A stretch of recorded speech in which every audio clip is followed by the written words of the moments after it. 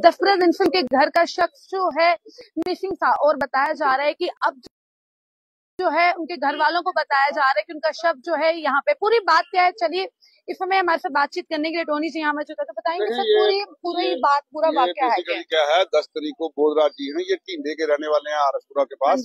और वहां से ये नौकरी के लिए आते हैं, फ्लोरिकल्चर डिपार्टमेंट में लगे हुए हैं दिगाना पार्क में। हाँ, तो उसमें से उस दिन शाम को 5 बजे के बाद ये आपको तकरीबन अपने बेटे को फोन करते हैं कि उनका भाई यहाँ पर बीमार है, तो तेरे चाचा को मैं कोई मदद करना चाहता हूँ। उनके मुताबिक वो 40-50 हजार रुपया देना था उसको भी। और उन्होंने बोला कि आप शाम हो गई है, रहने दो, कल जाना। उन्होंने कहा नहीं यार, मैं दे के आता हूँ, वहां पे मैं जाना जरूरी है। वो यहाँ देने आता है और उसके बाद अचानक उसका फोन भी बंद हो जाता है और वो मिलता नहीं है। लोग बच्चे ढूंढने आते हैं, वो यहाँ भी ढूंढ के जाते हैं, पार्क में भी ढूंढते हैं, आगे पीछे पता करते हैं। फिर पुलिस कहती है कि 12 तारीख को वो हमको यहाँ पे मिल गया। जनवरी की 12 तारीख, 10 तारीख जनवरी को वो और चौकी अफसर का कहना है कि हम उसको आइडेंटिफाई नहीं कर सकते। अच्छा, ये उनका भतीजा है। तो चौकी अफसर कहता है कि जी हम उनको आइडेंटिफाई नहीं कर सके, जबकि उसकी जेब में हमारा फर्ज नहीं आइडेंटिफाई करना। क्या कहता है कि हमारा फर्ज नहीं आइडेंटिफाई करना, जबकि ये सेट प्रोसीजर है कि आपको लावारिस लाश मिले तो आपको सारा कुछ करना है। आपको बीच में थी, पैन कार्ड बीच में, आधार कार्ड बीच में था, फोन नंबर बीच में, उनका भतीजा है। और ये बोलते हैं इनके कोई पुलिस के बयान नहीं मैच करते हैं। कल आए थे हम 3 जने आए थे, जिन्होंने बोला कि फोन उस दिन का मिल गया, बाद में बोलते हैं ये फोन भी आज मिला, हम 4 दिन। आज कैसे पता लगा? ये पेपर में छपा जब कल में, तो कल फिर इन्होंने बोला कि ये पेपर में छपा, लावारिस लाश करके ना जलाने से पहले एक बार पेपर में दिया जाता है। तो 20-25 दिन से लाश पड़ी थी, तो उनको तो अपनी जो अंडर प्रोसीजर बात थी वो करनी थी। अब ये लोगों ने फिर, हमने आज सवेरे डीआईजी साहब से भी, शिव कुमार से भी बात किया, एसएसपी जोगिंदर जी से भी बात की और प्रिंसिपल से भी बात की मेडिकल कॉलेज से, कि इसका एक बोर्ड ऑफ डायरेक्टर्स बना के एक सिटिंग मैजिस्ट्रेट के सामने बैठ के इसका पोस्टमार्टम करवाया जाए, ताकि काज ऑफ डेथ पता चले। पुलिस के बयान जो हैं वो शक के दायरे में है कि किसी बहस मुआसरे में ये मर गया है, और वो या किस तरह से मरा है, जो भी कारण है वो सामने आए, एक इंक्वायरी हो।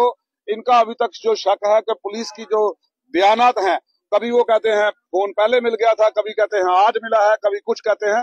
तो ये सारी चीजें वजुआत है एक प्रॉपर इंक्वायरी की। उसी के लिए हमने आज डीआईजी साहब से भी, एसएसपी साहब से भी बात की है और उन्होंने एश्योर करा कि हम इसमें प्रॉपर इंक्वायरी करेंगे।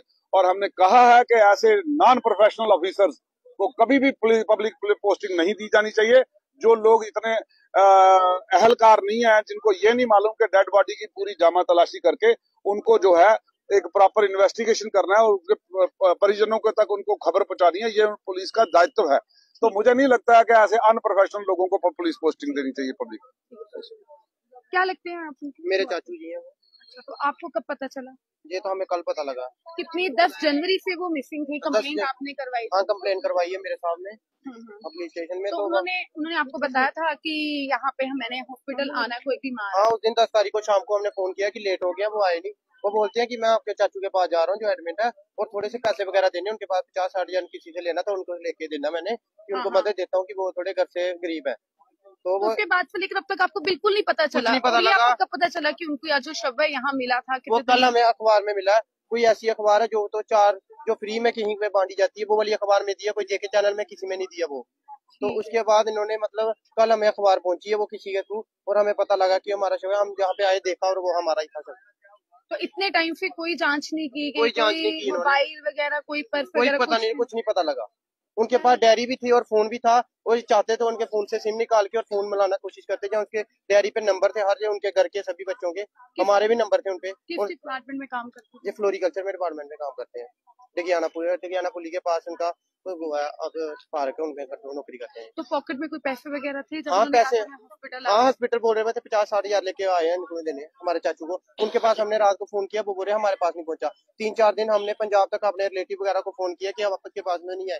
3-4 दिन तो हमने कोशिश की कि कहीं मिल जाए ऐसे। तो उसके बाद 14 तारीख को हमने वहाँ पे FIR लगाई है।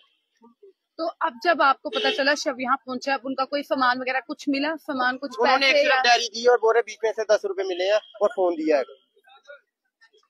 तो आपको बता दें उनके ये जो है इनके चाचा जी लगते थे, इन्होंने बताया कि 10 जनवरी के जो है इनके चाचा जी मिसिंग थे और जिस दिन मिसिंग यानी कि जिस दिन वो यहाँ हॉस्पिटल में पहुंचे यानी कि 10 जनवरी को उन्होंने अपने घर परिवार में कॉल करके बताया उनके परिवार का कोई बीमार था। उन्होंने कहा कि मैं यहाँ हॉस्पिटल जाऊंगा, पैसों की मदद करूंगा, गरीब परिवार से कोई ताल्लुक रखते होंगे जो बीमार थे, मगर ना वो हॉस्पिटल पहुंचे ना वो अपने घर पहुंचे और परिवार ने जितना हो सका ढूंढने की कोशिश की मगर वो बिल्कुल भी नहीं मिले। और कल एक लोकल अखबार है जो जिसमें इन्होंने देखा कि इनके वो जो चाचा जी हैं उनके बारे में लिखा है और अभी इनकी यही मांग है कि आखिरकार इतने दिनों से क्यों नहीं पता लग पाया, अगर डायरी भी थी या मोबाइल भी पर्स भी था क्यों नहीं। एक सरकारी मुलाजिम, आप सोच सकते हैं 10 जनवरी का जो मिसिंग था और उसका शव जो है आज परिवार वालों को यहाँ पे मिलता है। फिर अपनी अपनी राय जो है हमारे कमेंट सेक्शन में जरूर दीजिएगा और अगली अपडेट की अगली जानकारी के लिए इंडियन टर्ब्यून न्यूज के साथ मैं हिमानी, धन्यवाद, जय हिंद, जय भारत।